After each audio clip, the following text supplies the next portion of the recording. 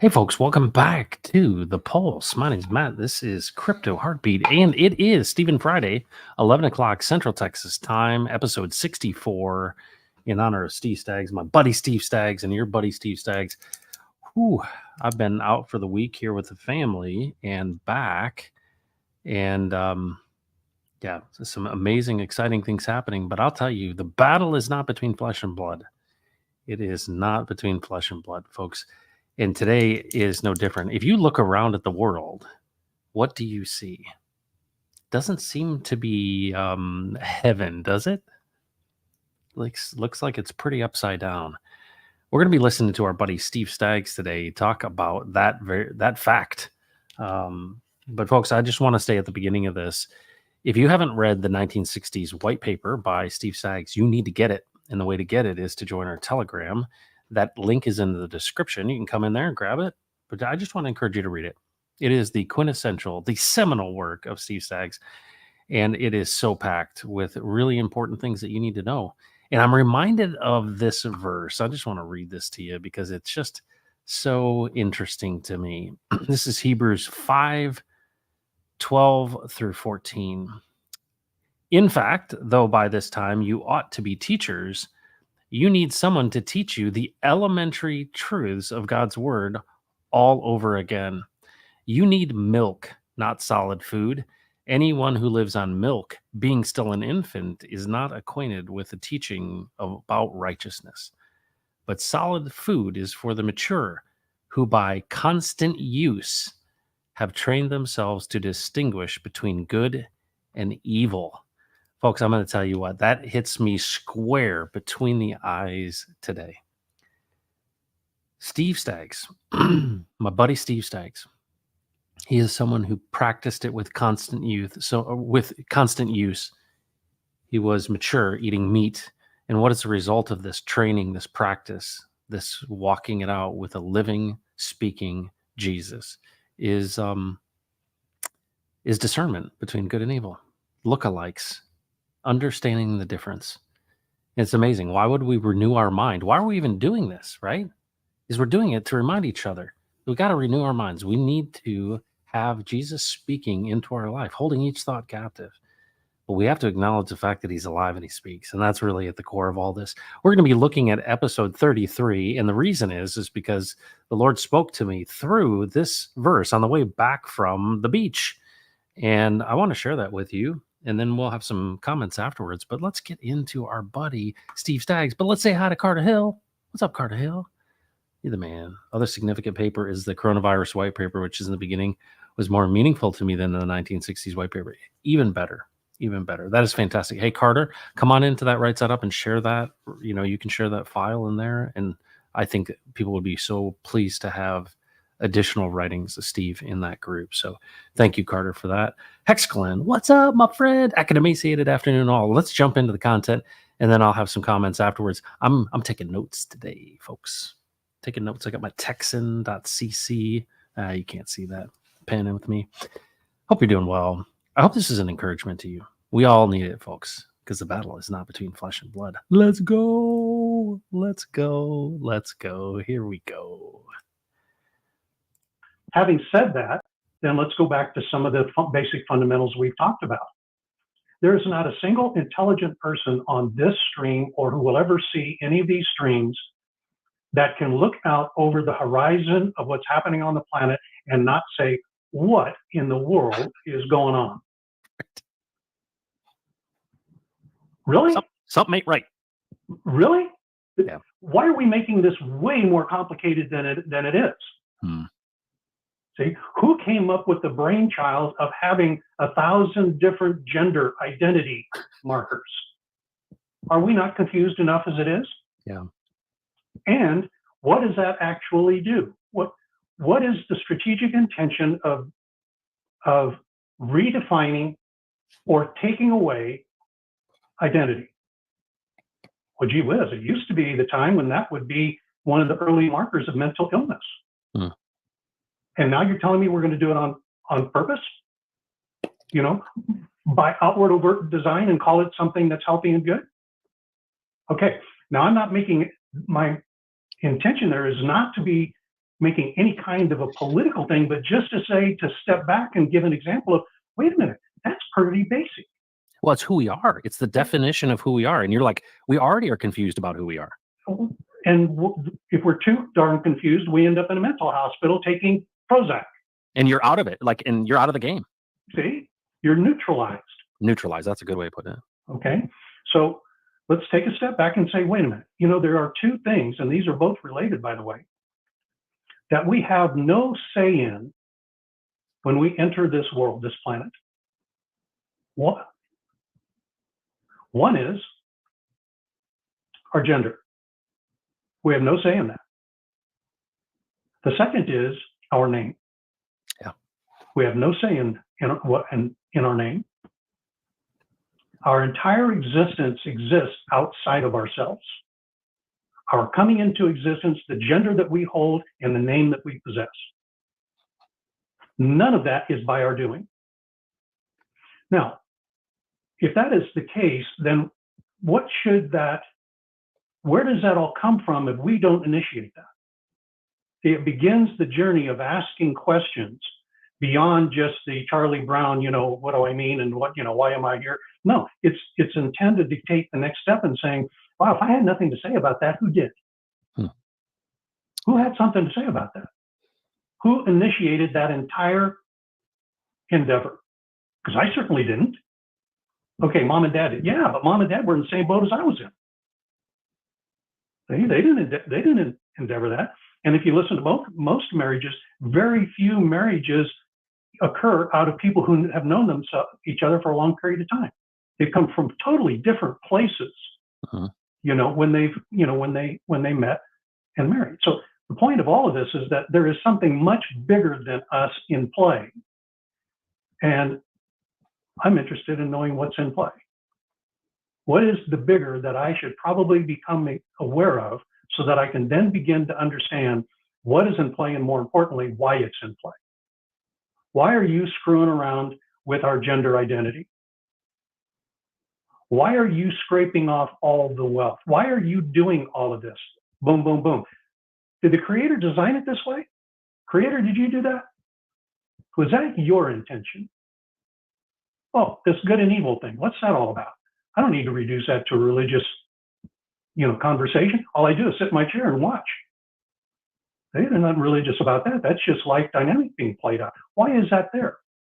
There is an inquisitiveness that I would offer that is the first step to getting anywhere beyond where you are.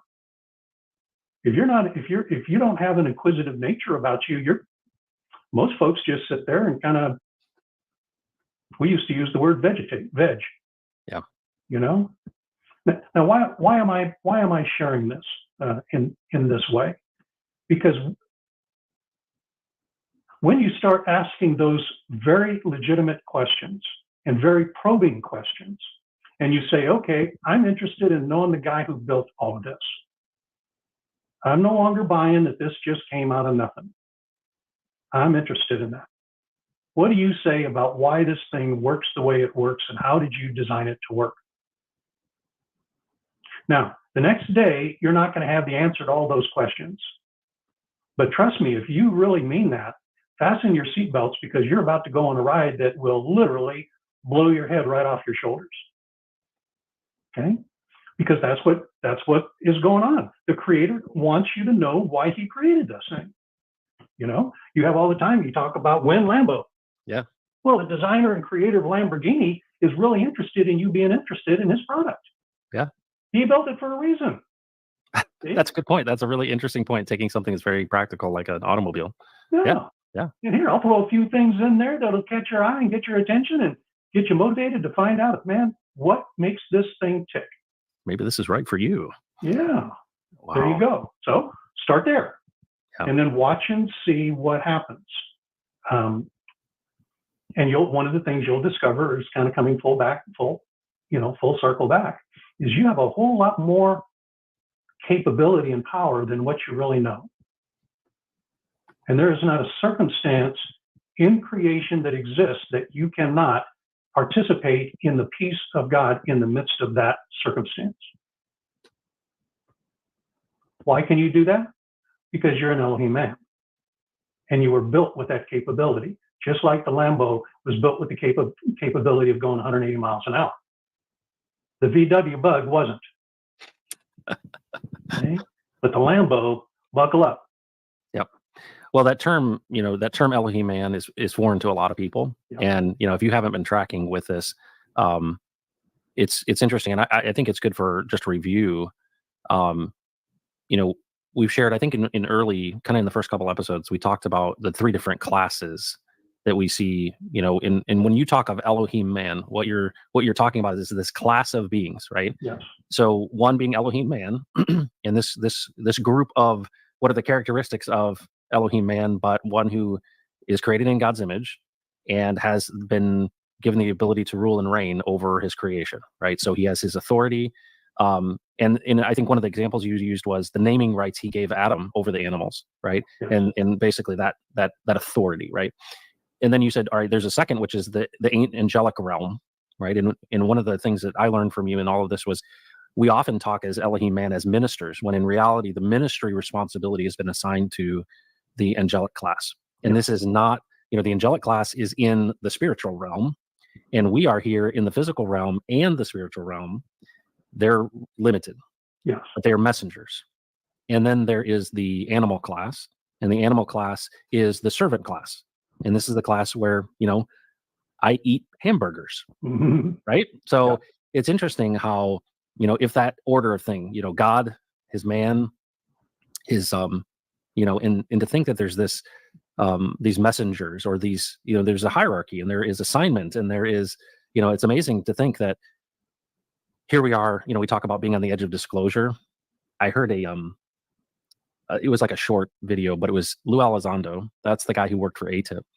And he's real sober in the way he communicates this, because he left the government, right? He was the first whistleblower in 2017.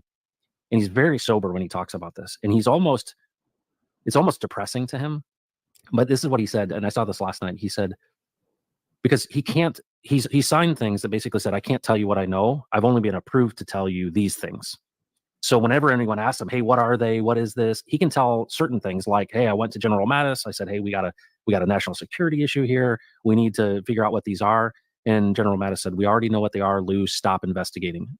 And he's like, well, what do you mean? Like, is it China's or Russia's? He's like, no. He's like, oh, is it ours? No. He's like, well, what is it? And General Mattis says to him, have you read your Bible recently? And he's like, well, I think I know what's there. He goes, Lou, they're demons. Drop it. Okay, so this is from the Pentagon, right? So I've followed him since that day, since he's obviously said that.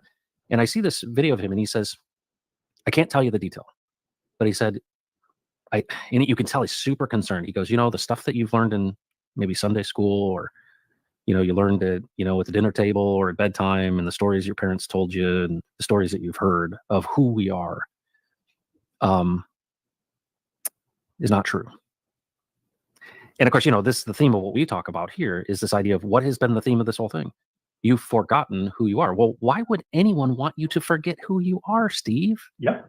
No, you are. Because if you knew who you are, and you make a really good point, like, hey, the dog crapped here, like, this is not valuable. You don't rule over inanimate objects. Yeah. You rule over things that have power that you could extract or take or control or neutralize. Yes. And it's really interesting that we've got movies like The Matrix, where it's like, hey, Neo, you're the one. Do you realize who you are? Oh, this is who I am? But what's I think also interesting is I think we present it as like, you're Superman, Steve. Like, now flex your muscles and fly. Yeah. When in reality, here we are about, we're almost on the eve of the birth of the celebration of Jesus's birth. Why in the world would God send his son into the world, right? Why would he I almost feel like it's dad turned the car around. He's like, you kids keep on acting up. I'm going to come back there and knock your heads together. And it's like, hold on, after all this stuff, you decided to come here and tell us what's going on. Like, you obviously didn't get it. I created all this stuff, and I'm going to come and I'm going to actually tell you directly. But I think that, so I would love for your commentary around this. I don't believe that the power we have is one that is meant to be wielded against each other. It's not meant to be used to extract and control and lord over, but that its character is, what we talk about, this blessing and protecting, this nature and character of God. It's something, it's not power, it's authority. Can you help shed some light on what is that thing that we are remembering here? Yeah.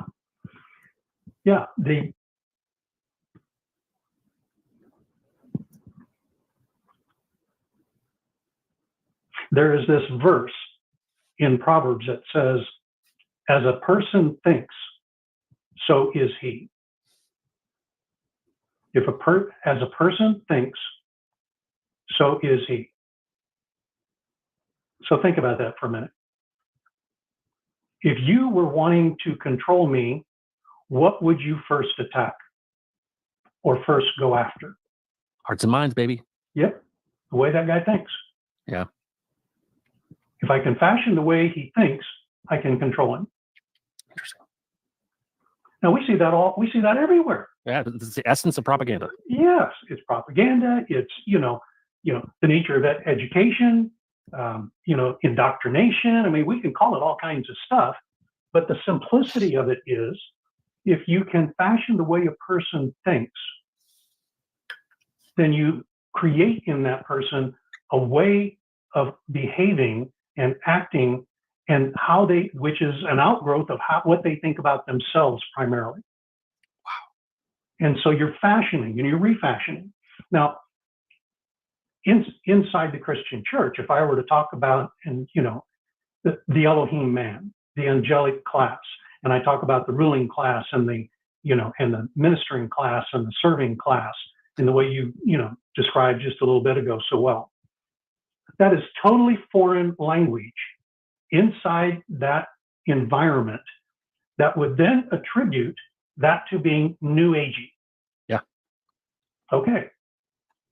Well, the moment you put new age on that, guess what virtually everybody inside that environment does? Rejects it. Yep. Okay, so how did that come to be? How does that work?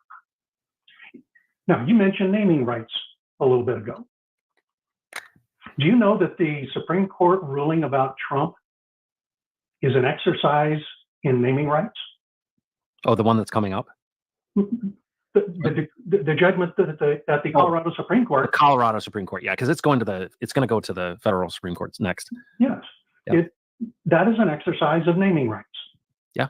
Now, how many people do you know would identify that as naming rights? No one. Because we're not taught. Yeah. Why aren't we taught this? Yeah.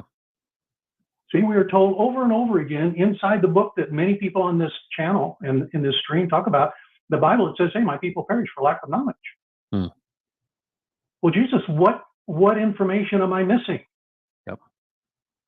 We have Paul, the Apostle Paul, talking about the renewing of our mind, the transforming of our mind. Why? Why would he be talking about that being such an important thing inside the life of an individual who is committed to following Jesus? Why is the renewing, the transforming, the reconfiguration of the mind so important? Well, and he said, to test and approve what God's will is. Right? How does a mind that doesn't even understand the slightest comprehension of how God created things, how in the world can that person prove anything related to the matters of God? So one of the early things he does is he starts to strip away all of the nonsense and starts to rebuild our minds into thinking the way that he thinks, the way he sees things. All right. So how about the way that we just function in life on an everyday basis is a direct function and exercise of naming rights. You want to take a look at a few of them? Yep. Okay. You mentioned this, I think, on one of your streams the other day, that we are consumers. Tell me what a consumer does. Is a consumer independent or dependent? Well, dependent. Okay, totally dependent. And what does a consumer do? I mean, at the end of the day, I hate to use the definition to consume, but I mean, they're taking, if you will, I suppose. They're taking. They are the ones who are absorbing resource, extracting resource for themselves. Yep. Okay. So it is an outward in dynamic. Mm-hmm. And the consumer is the one who now needs to be taken care of. He is a dependent being.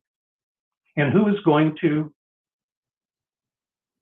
remedy that need for consumption?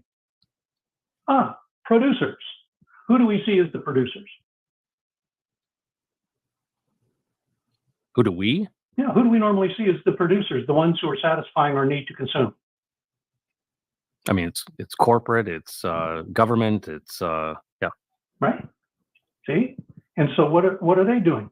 They are then called, we refer to them as the suppliers or the producers. Mhm. Well, okay. What does God call us?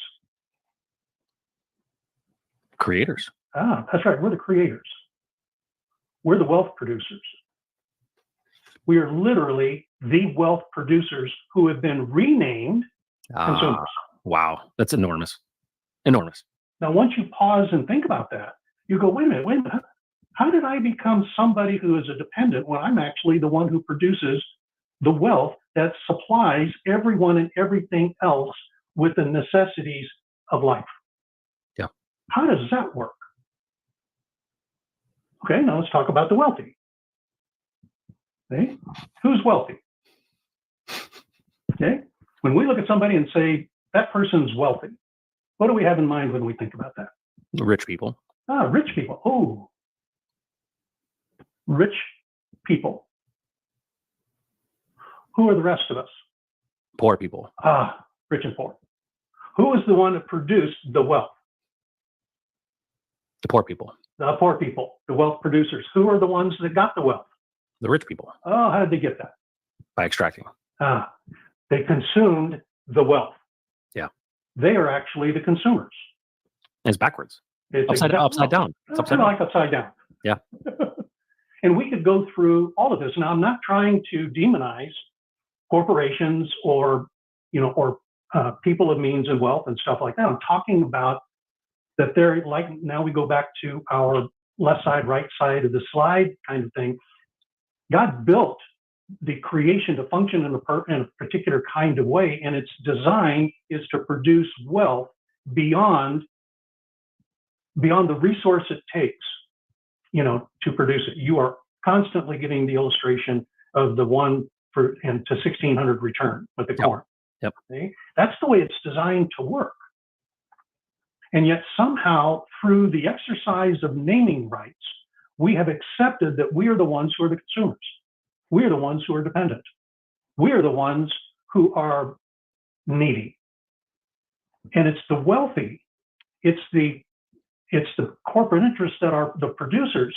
No, they're not. We are the producers. Okay. This is way too good for us to just let it come and go. Okay, so let's talk about this.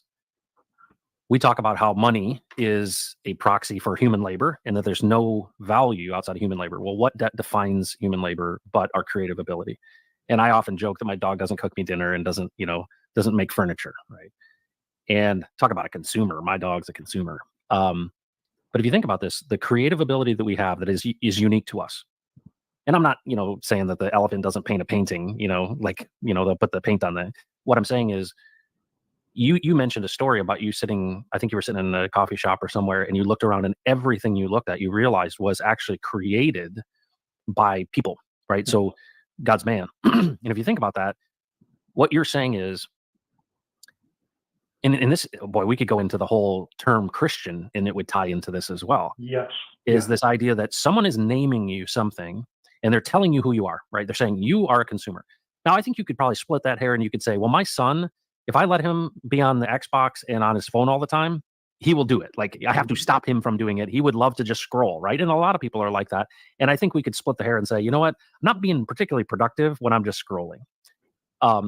But when you get to this base layer of who are the creators and where is the value created, and we see this, I think, at the Industrial Revolution significantly with with unions and such, is that people realized that people were dying. There was unsafe situations, and people were literally being, the labor itself was being destroyed, and it was extremely painful for the sake of the Rockefellers with Standard Oil or whatever it may be, or Carnegie or whatever.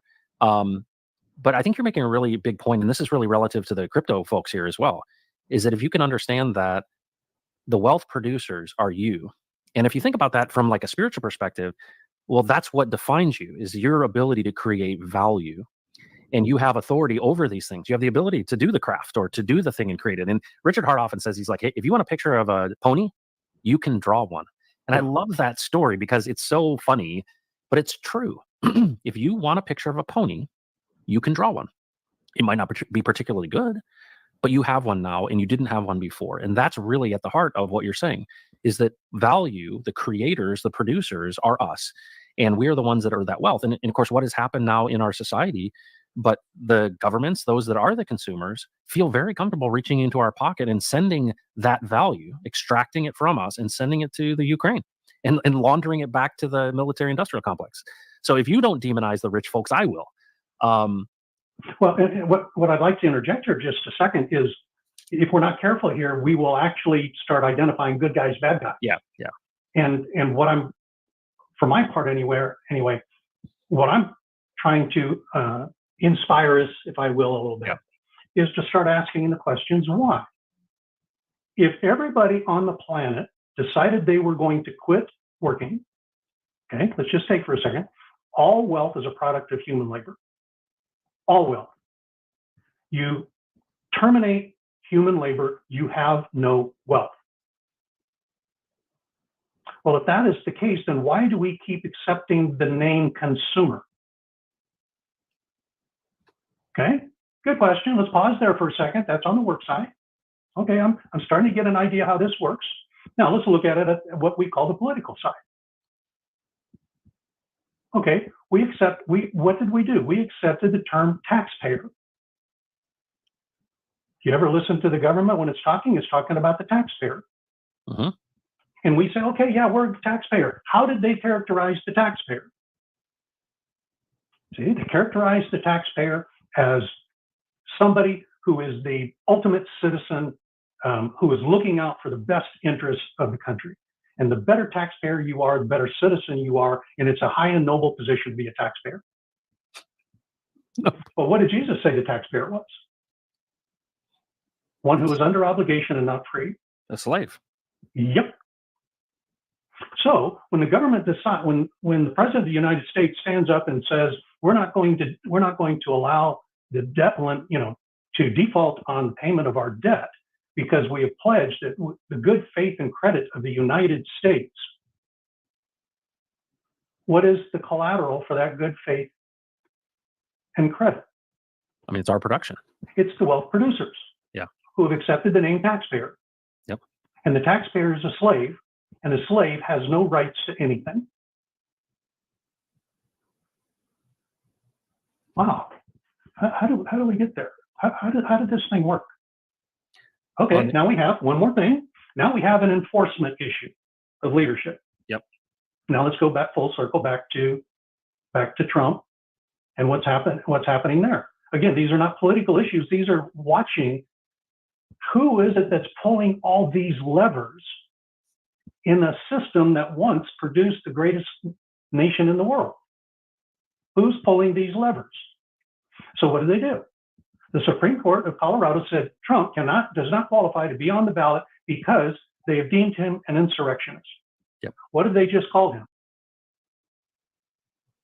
Yep, an insurrectionist. They have just renamed him. Yeah, they have, because he was not convicted of any of that. They literally named him. They literally named him an insurrectionist. See, and oh, by the way, the Constitution says that an insurrectionist does not qualify, cannot. So we will name him that. Yeah, without due process, without any evidence of that, and no trial. It's amazing to me how. Now, why are they able to do that within their own state? Because they named him. They named him, and the citizens of that state have accepted that they are slaves without any rights of their own, except those rights that are given to them. Now, can I finish up with rights deal? Yeah. Okay, now, what do? You even had Daniel on here talking about this, about going to the legislature, and he says the citizens of this state, all political power rests in the citizens. And then he looks at that committee and says, the citizens have a right. Upside down. The moment you do that, you have flipped this thing on its head. Okay, so if the citizens have a right, is that why your Constitution was created? Constitution wasn't created to preserve the rights of the creators of that Constitution. It was to limit those who are being delegated both authority and responsibility to exercise certain duties on behalf of the citizenry. So it's not, no, you don't have, the citizens have a right to have a vote. It's, please describe for me the authority you are operating to deny us what we demand. If you're going to point to the Constitution, the Texas Constitution, it's not there.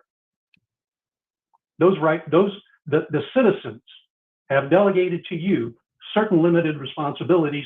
That does not fall. What you are doing, your attempt to deny or even thinking about denying, is falling outside your authority. Wow, folks, that whole episode, that is number 33.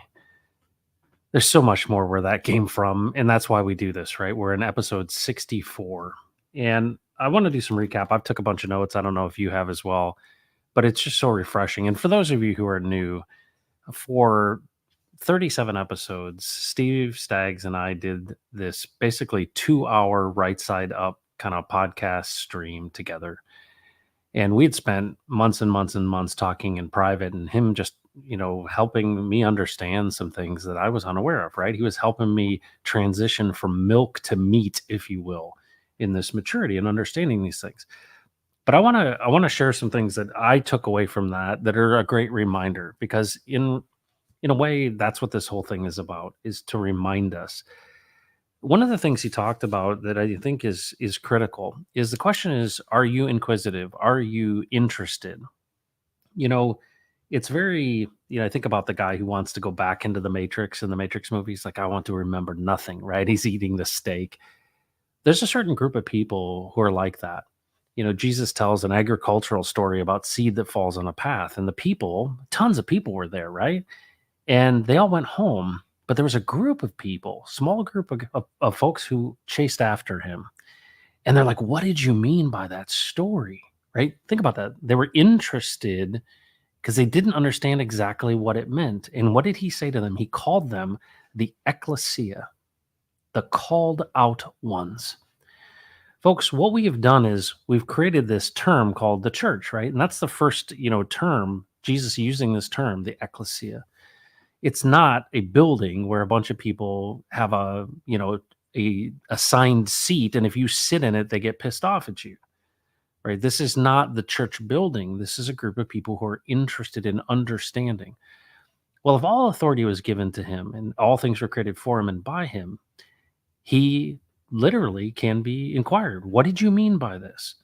And so one of the fundamental things Steve shared with me, and I believe is 100% true, is, are you interested?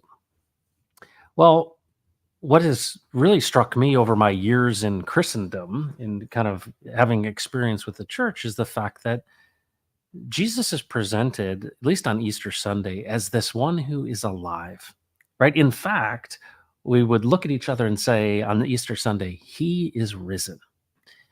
And that's really the defining fundamental of this whole shooting match, is that he's not dead, he's alive. What's happened, though, is the rest of the days outside of Easter Sunday, at least in my church and in my experience, has been, that Jesus guy was a good dude. He was a really good teacher. He was past tense. And so on Easter Sunday, we might say, he's alive. But the rest of the time, we're like, you know what? You need to come under the authority of the Bible. That's the thing, right? But so we lift up this book that is a testament to what he said, what God said, the spoken word, right? The word became flesh. And this idea of that we understand that the word of God is eternal, the words of God, right? So we've used this terminology and this name to come under the authority of something other than a living Jesus. And this is, these things are subtle, but they're so significant. And that's what I gathered from this and with Steve, is this idea of, first and foremost, are you interested? And what you're interested in is the one who created it all, right? All things were made for him and by him. So just stop for a second. All of the theology and all of the requirements and all of the belief systems are not necessary for you to be interested. And so I'm interested. All right, what do you mean? Well, how can you be interested and expect to get something in return from someone who's dead, right? Someone who is not speaking. No, you just need to read your Bible, right? Well, yeah, I think there's some people would say, well, the Spirit of God guiding you as you read your Bible. I'm not saying you shouldn't. I love the scriptures, extremely helpful. They're useful for teaching, rebuking, correcting, and training in righteousness so that the man of God may be thoroughly equipped for every good work. And I think about this, well, this idea that, Steve's basically saying, first and foremost, are you interested? Well, if you're interested, then, he mentioned the Lambo, and I thought that was great. Do you think the guy who created the Lambo isn't interested in you being interested in his product? Well, the same thing to be true here is that so much of the teaching of Jesus is to help you understand how it was created. And even if you go back even further into the Old Testament, you understand the original giving of the law. Was it for the purpose of having something written on stone? No, it was actually for what the purposes of what it meant. This law, this literally, this is the structure. And what's amazing about that is if we just take this premise, which I think is really funny, if I went to any church in America at least, and I said, you know what, do you believe that Jesus is alive and he speaks? I think for the most part, might not be familiar with that kind of terminology, but most pastors and most folks would say, yes, brother, that's true. Yeah, Jesus is alive. Yeah, he is risen. Well, if he's alive and he speaks, and there's a lot of evidence of this, right? Jesus himself said, man does not live on bread alone, but out of every word that comes out of the mouth of God. He even submitted himself to the Father. He says, I only do what I hear and what I see the Father doing. This dependency, I'm the vine, you're the branches. Without me, you can do nothing. Okay, so what if I walked with him? Well, that's kind of the whole practice, right? You're saying, well, there's this really interesting disconnect between the risen, living, speaking Jesus. Well, if the words of God, or is it the word of God, right? It was all spoken into existence. Let there be light, and there was light. What's amazing about it is when you look through the scriptures all the way across this, what do you see? People going, this is important. Let's write this down. And what is it all a derivative of? The speaking of God. And what's amazing to me is Peter, James, and John go up the Mount of Transfiguration with Jesus. He's transfigured among them, obviously pretty dramatic experience. And who shows up? Moses and Elijah, the law and the prophets. And they're conferring, it says. They're talking.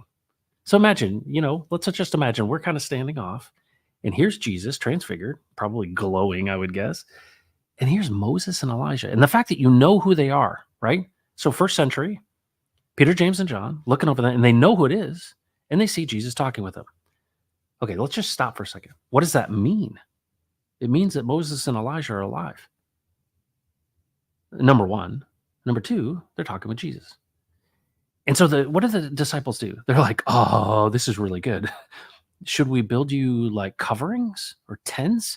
We need to do something for you, serve you, right? And a voice comes from the sky and says, this is my son. Listen to him. Why would he say to listen to him? It's interesting, isn't it? It's interesting he is about to ascend. Jesus is about to ascend into heaven, right? The last words to the disciples, and what does he say? Hey, I'm going, but I'm going to send one to you who's the counselor, and he's going to remind you of everything I said. It's really interesting to me how much is built on the back of the speaking of God. And you think about Jesus, the Yahweh of the Elohim, literally the one with the authority. No one comes to the Father except through him. And it's all built on the back of the speaking. Well, so if you were to attack this thing, if you were trying to neuter God's man, you're trying to neuter the church, what would you do? You'd convince them that Jesus is dead, God is dead, and that you need to come under the authority of a book. The analogy to that would be that Moses goes up in the mountain, gets the 10 commandments, right? Walking down, they break, and he goes, oh crap, they're broken. Let's get some epoxy them together, and let's worship these tablets. Is that what he does? No. He goes, hey, let's go get another copy. From who? Go to the source, to God himself, right? So if you want to know about someone or get to know someone, you don't go to the bookstore and go, I better find a book about the guy down the street. No, you go introduce yourself and you talk with them. So the number one thing is interest. Are you interested? And it fundamentally is built on the back that, hold on, is this guy dead or is he alive? Well, everything that this is about is the spoken word of a living Jesus. And I want to understand how this stuff works. That is the testimony of Steve Staggs. He's just, I spent 40 years just asking him. And what the beauty of that is when I started engaging with Steve, he goes, Matt, ask him yourself. I don't know too many people. I know a lot of folks in the kind of the Christian world who are trying to monetize Jesus, right? They're trying to build some sort of program that you can buy into, or Bible study materials or resources or all this stuff. And it's all about this, selling this thing, or, it's monetization. And what's really interesting to me is someone like Steve, he was like, listen, I've just done this. I've walked with him. I've been interested. I've talked with him. And these are the insights I've gotten. He showed me how these things work. And they're these basic principles. Well, what did I read at the beginning of this? Right? The whole point of having this knowledge, right? We lack this knowledge. Well, as we eat meat and we do it regularly, what do we have? We have discernment between good and evil. Well, what's at the very core of the problem of this place? But listening to the lie and not being able to discern between good and evil. What is true and what is not true? Surely he did not say that. That's what the serpent said to Eve. Surely he didn't say to that. And instead of her stopping and going, hey, I talk with the guy all the time. Let me hang on a second. Let me check and see what he really said, if that's true. And what did she decide to do? Go her own way. And that's exactly what we're doing. We're like, I got it from here.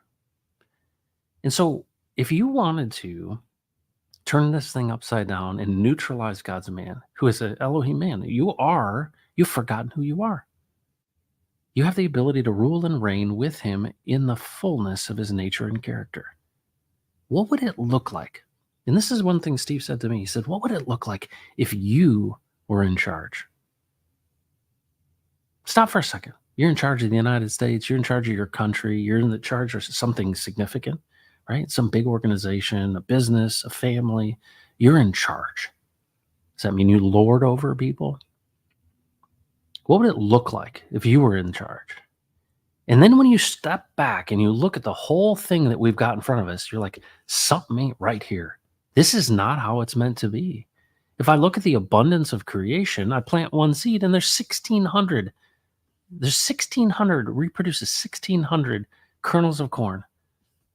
Isn't that amazing? A couple ears of corn on a stalk from one kernel. That is the abundance of when we partner with the created world that God made. It's abundant.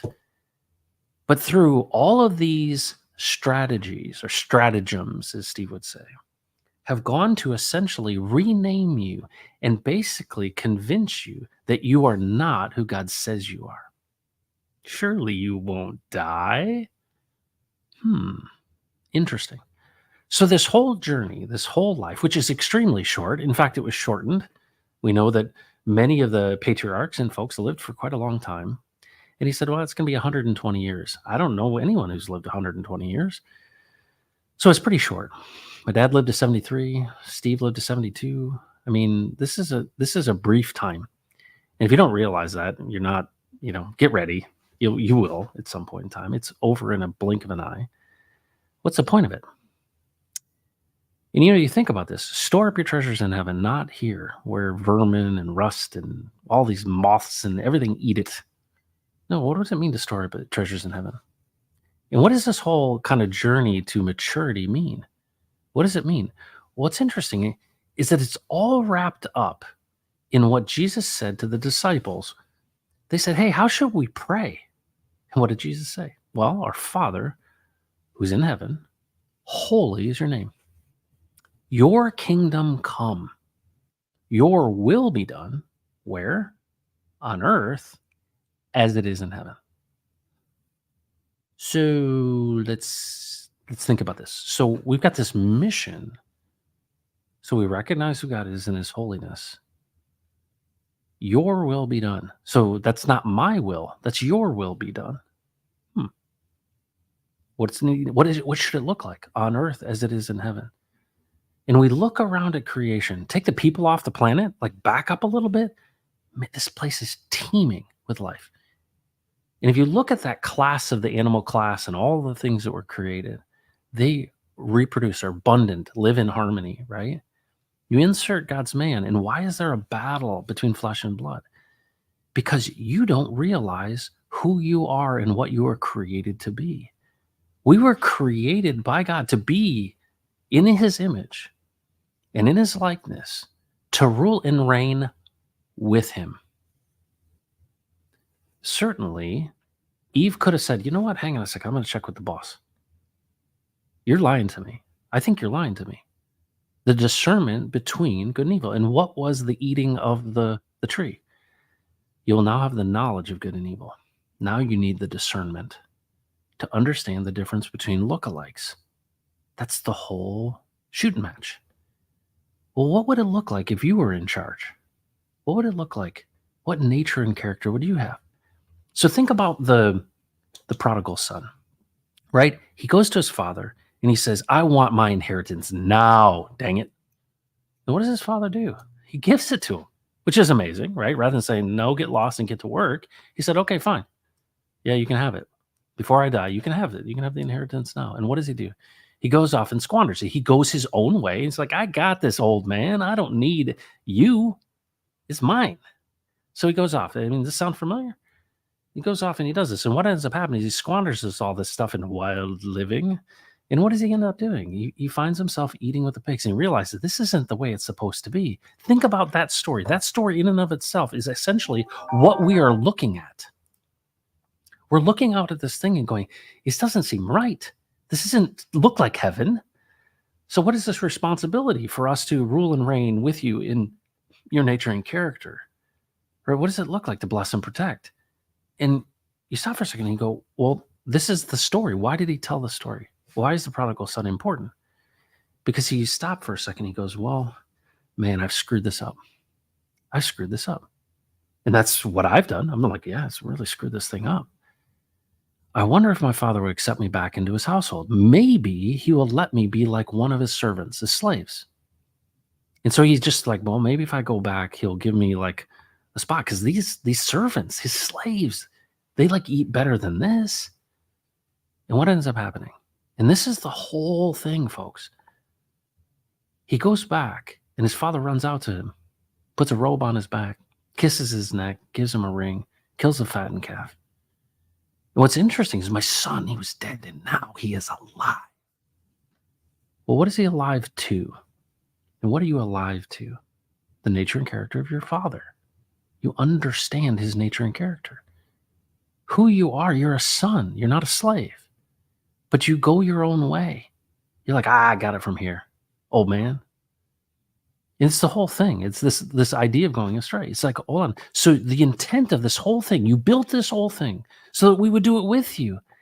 But what are all of what's the battle? The battle is for how you think.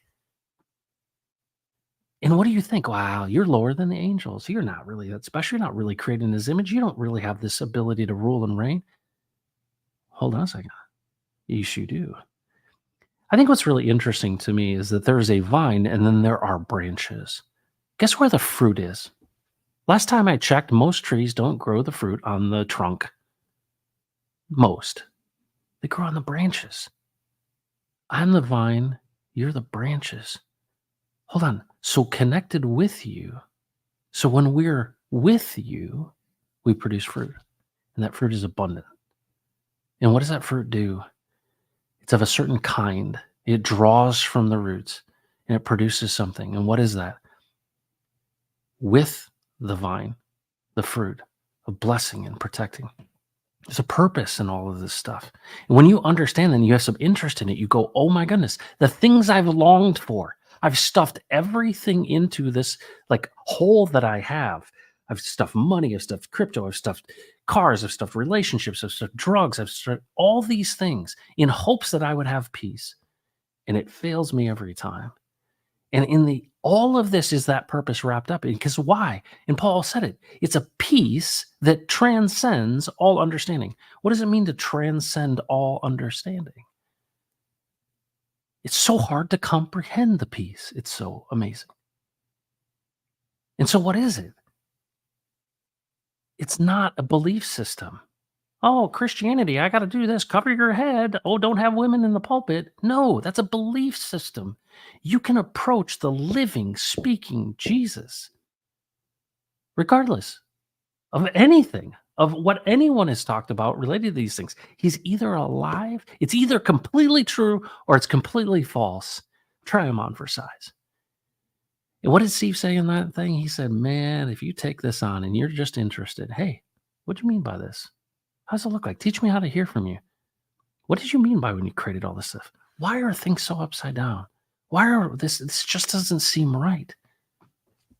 Steve said, get ready because it's going to knock your head off your shoulders. And Carter Hill's a guy who would testify to that. But this idea that, hold on, really? Is this really like I could engage with and talk to the one who created it all? And you think about this. Why is it so significant that Jesus came here? He modeled this behavior. He comes out of the wilderness, and it's picture after picture after picture, the same thing.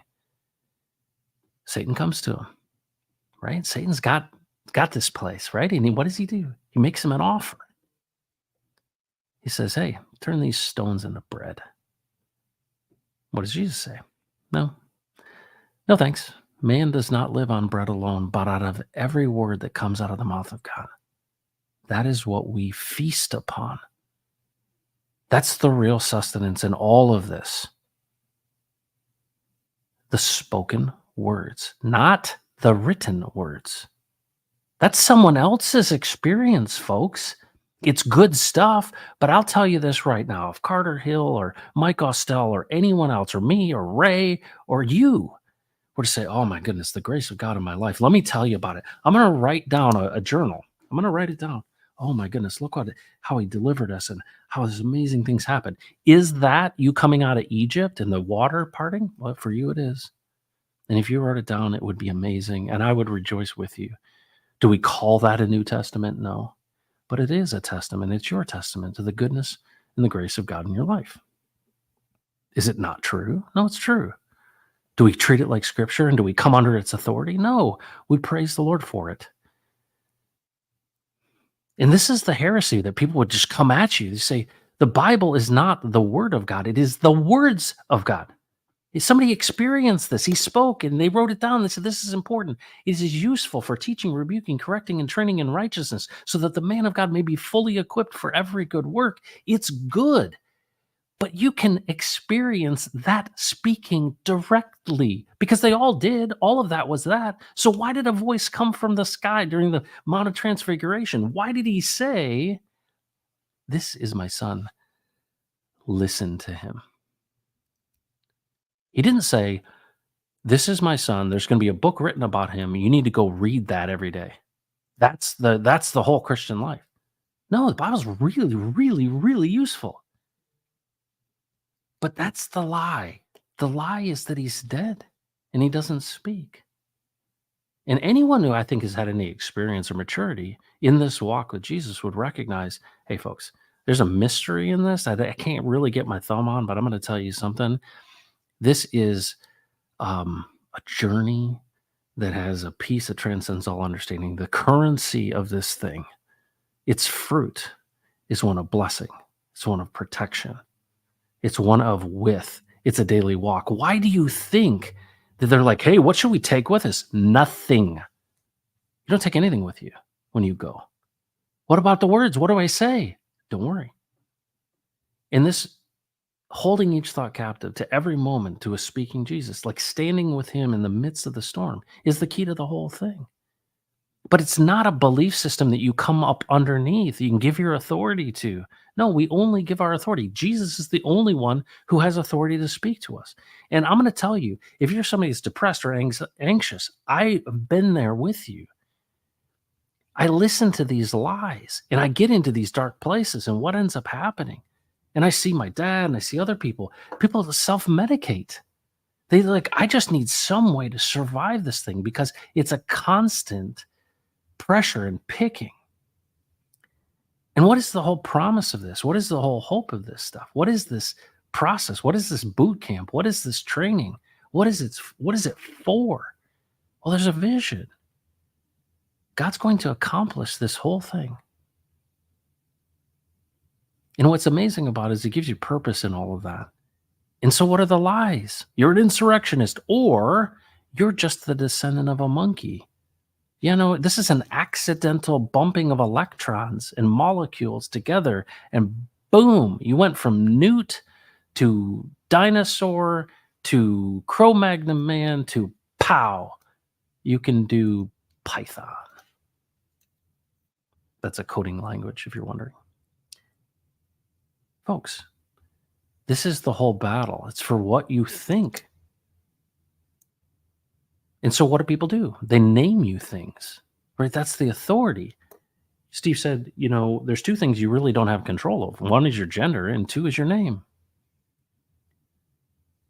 The authority that God gave Adam to name the animals, think about this for a second. The serpent was named by Adam. He was given the authority by God to name things.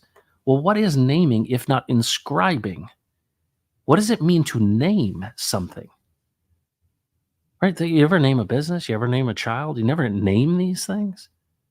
What you're doing is you're creating just like he did. You're speaking it into existence like he did. Because the thing that separates us from the animals is our creative ability. And what is our creative ability for? Think about this for a second. Everything that was created, this pen, there's someone who thought about the design. There's someone who invented that little roller ball that sits in there and like, hey, if we had this little ball bearing in the inside of this little sleeve, it would pick up the ink underneath and it wouldn't spill out. The roller ball was the invention of a person who is God's man, having an idea, designing it, and creating it. Nothing exists in this world, right? And I don't mean outside the created world, right? And there's not anything that was made that wasn't first thought about in the mind of a man or a woman. Think about that power. You have the power to create. Richard Hart says, if you want a picture of a pony, you can draw one. And that's just a picture of whatever it is that you want, you can create. But the question is in the context of being connected with the vine. That's the whole mission and vision wrapped up together. Why did God create? So that his man would rule and reign with him, connected with him in the fullness of his nature and character. We rule over things and we reign over things, right? We bless and we protect. Well, what is the whole point of rules? And I asked my son this. He's 13 years old. I said, what are rules? What does it mean to rule? What if you're the king and you rule, man? What does that mean? Well, he said, well, that's like the rules, Dad. I'm like, yeah, so what are rules? Well, it's what you to do and what not to do. Okay. Well, let's say you're a good king. What kind of rules does the good king have? Well, man, and this is my son. He's like, well, the good king, he like helps people and like provides them with stuff. I was like, oh, so he's helpful. He's thoughtful of them. He's considerate of their needs. That sounds like a father. What would you do in your kids? Well, you're not going to give them, they ask for food. You're not going to give them a stone. Right? So what does it mean to bless and protect? What does it mean to rule and to reign? So what happens when you run out in traffic and I grab you by the scruff of the neck, son, and I pull you back from the Mack truck that's coming your way? I'm going to rule over that situation and say, "Bleh, I'm going to bless and protect you. I'm going to protect you, son. This circumstance I have to rule over. Things get out of hand. You know, it's funny. It's like my son said, Dad, when you're around, I feel safer. What a compliment that is, right? You know, you think about, I don't know if you ever had this. Some people didn't have dads like this, right? The dad came home and it's like, escape, right? It's some tyrant. But this idea of what is it you're presenting? You are ruling and reigning in a certain nature and character. And so many of us are like, I got this. I'll handle this from here. That's how I lived my whole life. Up until 28 years old, I was like, I got skills to pay the bills. I was like, I'm doing it my own. I got this. I got the 47 rules of power. I got all the laws. I got everything. I got all the books and all these things. I'll take it from here. And if you haven't dealt with crisis and you haven't been humbled, get ready. It's coming. And in a way, folks, once you understand how you fit into this whole thing, it's the most amazing journey humanly possible. It's incredible. And I'm just so thankful to Steve, so thankful to Carter for bringing Steve. I'm so thankful for Jesus. I'm so thankful that there's somebody out there that's not trying to monetize Jesus. He's just like, hey, Matt, I've just been interested for 40 years and I've just talked to him every single day and every moment. And he's just kind of showed me how things work. And he's shown me that, hey, we build these systems and belief systems. Well, I don't know if you know this. I'm not trying to rag on the church. It is wonderful for onboarding, right? Steve said when he was 6 years old, he was at the church and the pastor said, who would like to meet Jesus? And Steve was like, where's he at? That's how that kid at 6 years old did. Hey, where's he at? Is he in the back? That's what he did. Like, that's what a kid would approach. You want to introduce me to Jesus? Where's he at? I want to see where he is. Are you interested? Steve is interested. And there's a ton of people, folks. And think about this. If you're dealing with spiritual warfare, you're dealing with, this constant lie to you, right? And let's say you're somebody whose parents, and I can relate to this, but also I know that there's so many extreme situations that people have gone through in which people have told you, whether it's parents or family members or friends, you'll amount to nothing. They're naming you. Do you realize that? They're putting a title on you. You can't be trusted. You're just worthless. Or you share your dreams with them, you share your vision, your desire, and then they crap on it, right? Those who have abandoned their own dreams will discourage yours. It's so true. How many times have you been in the situations where somebody's put a name on you and you're like, that's not who I am? And so over time, this has happened and we see it all the time, right? And so what happens in politics and in, life and in leadership is we see these things and it's like, hey, let's build a system because systems are good, right? We need order, right? And that's what we're doing when we're ruling and reigning over things. We're like, hey, let's make the rules. Well, we make this constitution and we say, all right, let's make out these rules. But what's amazing is when you look into the Federalist Papers and you understand the Constitution of the United States, you're like, all right, there's a lot of concerns they had, and they dealt with those in the Federalist Papers. Like, what if this happens? What if this happens? What if this happens? And so what's amazing is we find these truths to be self-evident, that all men are created equal and endowed by their Creator with certain inalienable rights, that the rights that we have are given to us by a Creator. And so what do? Right? To form a more perfect union? Well, a union is togetherness and community. We want to create a more perfect. We can't do a perfect one, obviously. But to create a more perfect one, what did we say? Well, got to have checks and balances because when power gets out of control, people wield it over us and there's tyranny. And it literally becomes something that becomes oppressive.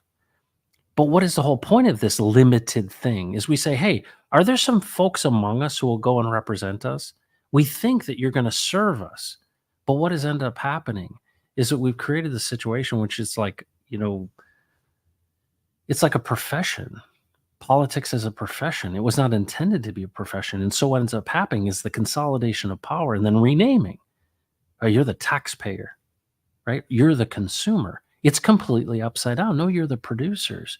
We're the ones. There's no value of wealth without human labor. And the more and more you see this, the more and more you see that it's upside down. But here's the cool thing. Doing it with him in the fullness of his nature and character means that we actually can affect this change. And it's not what you think. It's not, oh, well, you need to be on the red side or the blue side. No. This red side, blue side is all of people going their own way. The whole vision is that we would do it with him, right? I'm the vine, you're the branches. Okay, we do this with you. So if you cut this thing off, it dies. Yeah, that's called death, right? Oh, hey, that sounds familiar, right? The knowledge of good and evil, going my own way. Hey, well, what do you think? How do you see this? So if I can convince you that Jesus is dead, he doesn't speak, and that you need to come under the authority of the Bible, you've given your authority away, and I've neutered you. I can completely make you ineffective in this. But there's a vision on earth as it is in heaven. This idea that we would do it with him is that the kingdom comes. What is the kingdom? I think with the prodigal son understood the nature and character of his father after he was eating with the pigs. Like, And when he saw him running out, what would that like? Right? You see his father running out to him. It's like he's so ashamed of what he's done. I've sinned against you. And it's like, and God is like, no, no, no, no, no, no, no. Return. And to think about that is, Steve said to me, he says, all heaven rejoices when one returns. And you see this transformation. It's real. It's real. But why do we see so many transformations of people when they're at the end of themselves? It's because they've exhausted all of their ability to go their own way. And that's what all these stories are about. But what is it? Is there a promise? Is there a benefit? Is there like, what's the token here, man? What's the value? A peace that transcends all understanding, which would guard your hearts and minds in Christ Jesus. Do you want a straight path? I do. What's interesting about this is, hey, ask him yourself. Steve made it really helpful to me. He's like, well, I'm not hearing like the audible voice of God. Well, hang on. Communication isn't just verbal communication in English or Aramaic. He goes, when you bring a baby home, does your baby speak English? No. But does the baby understand things with the way you look and act and all of these things? There's communication that's happening at all times. In fact, those that did not have mothers looking into their eyes don't have the same brain development. It's amazing what we have found. And then to think at the core of all of this is love, which covers a multitude of sins. And you think about what is blessing and protecting? What is it doing this with? And what's amazing is once it gets turned right side up, which is what Jesus does with us, right? I've been going my own way. It's upside down. I'm stuffing everything that's wrong into this place. And it's like he turns you right side up, and then you see it for what it is, and you go, whoa.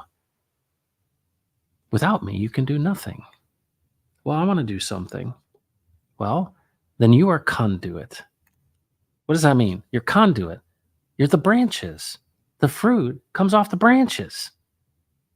What is the fruit? But what it draws from. What is it drawing from? The vine. Who's the vine? And think about it as a shepherd. He used so many different analogies to go, hey, maybe you didn't catch this one. Let's talk about an agricultural story. Or let's talk about this. I'm like a shepherd. What's a shepherd? I'm out front. Okay. And the sheep recognize my voice. And what's interesting is he's got a little crook. He understands the sheep are kind of dumb. And what did he say to the disciples? Follow me, follow me, follow me. Be like sheep without a shepherd. Kind of hard to have a shepherd if he's dead. Jesus is alive and he speaks. Try him on for size. Ask him, are you interested? And so one of the things I just want to say, and this is kind of the revelation I had over the week and really the drive back, was that this whole idea of being a believer, oh, he's a believer, you're a believer, I'm a believer. That's the table stakes of this whole thing, folks. Question is, are you an interested, active participant? The ecclesia is actually the word for church. It's the ones that are called out to him. They're called out of something. A pastor once said that I listened to, he said, you know how the Jews came out of Egypt? He's like, it's not that happened. It's that it happens. It happens. We're all being called out. We're called out to a person who's alive and speaks. And when you understand that, what ends up happening is you understand how things are structured and you realize, I have a responsibility as Elohim man. I have actual power to rule and reign, not on my own power, but with you. So what is the effect of you producing fruit in the world? Well, it might affect your home. It might affect your country. It might affect your state. And that's what we need. We need those who are connected to the vine in leadership.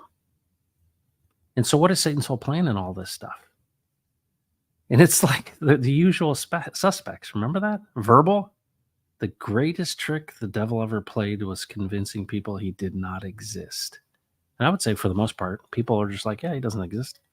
Well, you're already neutralized. You're up in the stands. You're not in the game. The question is, are you interested in being in the game? What does that mean to be in the game? Well, let's say you're a professional baseball player. And speaking of professional baseball players, as I drop things on my desk, let's say you're this guy. This is Steve Staggs. Steve Staggs in his Toronto Blue Jays, the expansion team in Canada, played second base. Steve Staggs. That's his baseball card. He's a good-looking dude, and he had a great mustache. Probably one of the best mustaches. Anyway, let's say you're a professional baseball player, and all your life you wanted to play baseball. And when you're 12 years old, you're up there against the older kids, and you see a curveball. And this is true. Steve said this. He's like, I saw that curveball, and it came in, and it literally dropped off the table. He's like, what was that? What if he just said, oh, man, I can't hit that, and he stopped playing baseball? It's the same exact thing. Oh, man, they're pitching curveballs at me. Yeah, folks. It's a good analogy for what you're dealing with. There's no reason to pitch. You don't get pitched balls if you're not in the game. You're going to get pitched curveballs. But we don't do it alone. We got a guy who can hit curveballs. I'm the vine, you're the branches. Oh.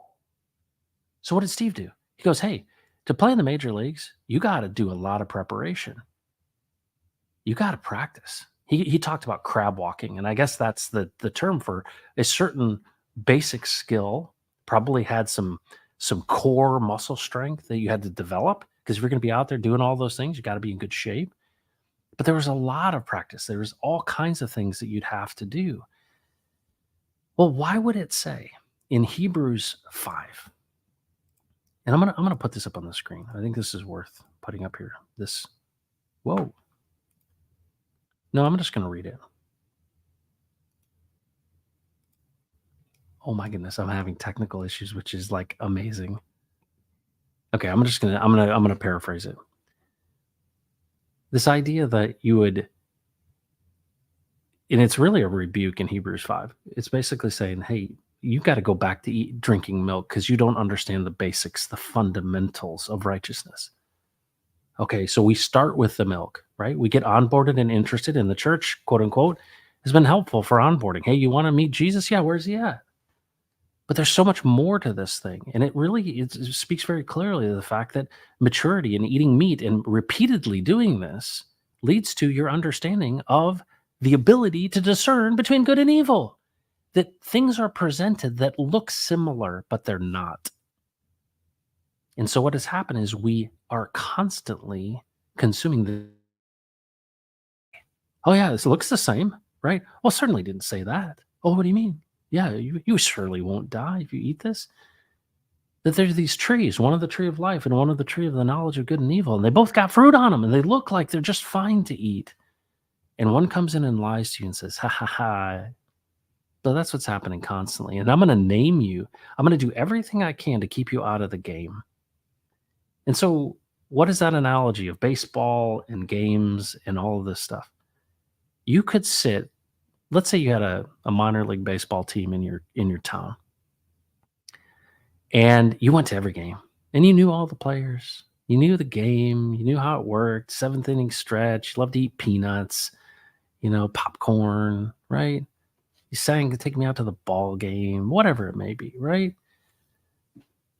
There's a difference between knowing about baseball and playing at a professional level. There's just a difference, right? And it's very similar. There's a lot of people who've read a lot about this guy, Jesus, but they're like, I'll take it from here. Knowledge about is not the practice with. And this idea is, do you want to step over the chalk? Because I tell you what, folks, there's a risk in it, intolerable risk. This idea that you would walk in and get into the game. And that's really the encouragement is, do you want to be in the game? Well, guess what? There are curveballs in this game, but you can, with him, learn how to hit them. Well, that's the whole point. The mission of all of it. Your kingdom come, your will be done on earth as it is in heaven. Folks, if any of this is intriguing to you, I encourage you to read the 1960s white paper by Steve Staggs. You can do it by joining the Telegram group called Right Side Up. It's in the link in the description. Come in there, get that thing, read it. We can chat about it. But thank you for joining. And do not mess with Texas. Take care, everybody.